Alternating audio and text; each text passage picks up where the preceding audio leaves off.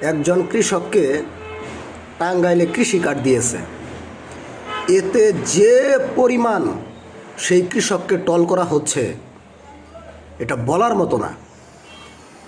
এইভাবে তার কৃষক কার্ডটা যেভাবে আপনারা ভেরিফাই করতেছেন, যাচাই বাছাই করতেছেন, আপনাদের যদি এতই দেশের প্রতি টান থাকে, ভালোবাসা থাকে, এতটাই আপনারা সৎ হয়ে থাকেন, তাহলে মুক্তিযোদ্ধা কার্ডগুলো এইভাবে ভেরিফাই করেন। বাংলাদেশে যে মুক্তিযোদ্ধার তালিকা আছে, যারা মুক্তিযোদ্ধার কার্ড নিয়ে রেশন বা মুক্তিযোদ্ধা ভাতা পাচ্ছে, তারা কয়জন প্রকৃত মুক্তিযোদ্ধা আপনারা এগুলো ভেরিফাই করে দেখেন।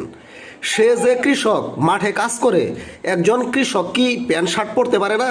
সে কি আত্মীয় বাড়ি বা ঢাকার শহরে বা বাইরে বেড়াইতে গেলে প্যান্ট শার্ট পরবে না? এতেই সে কোটিপতি হয়ে গেল। আর কৃষক বলতে কি বুঝাইতেছে যে সারাদিন সে মাথায় গামছা বাইন্ধে বন্ধের মধ্যে নেংটি পইরা থাকবো, এটাই কৃষক? এগুলা ভণ্ডামি বাদ দেন। এই কাজগুলো করতেছে এই জামাত ইসলামের ভোট বাহিনী আর আওয়ামী লীগের কিছু লোকজন, এই বিএনপি সরকারের কাজকে, ভালো কাজকে প্রশ্নবিদ্ধ করার জন্য।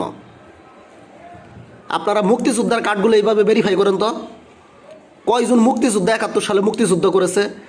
যাদের 71 সালে জন্মই হয় নাই তারা মুক্তিযোদ্ধা কার্ড নিয়ে বসে আছে এবং রাষ্ট্রীয় সুযোগ সুবিধা ভোগ করতেছে। ও আপনাদের সমস্ত রাগ খুব সব কৃষকের উপরে। একজন কৃষক কার্ড পাইছে, কোনোদিন কৃষকে কার্ড পায় না, এই সরকার তাও কার্ড দিচ্ছে। এখন এইটা নিয়ে আপনাদের মাথা ব্যথা শুরু হয়ে গেছে। শালার জঘন্য বাঙালি।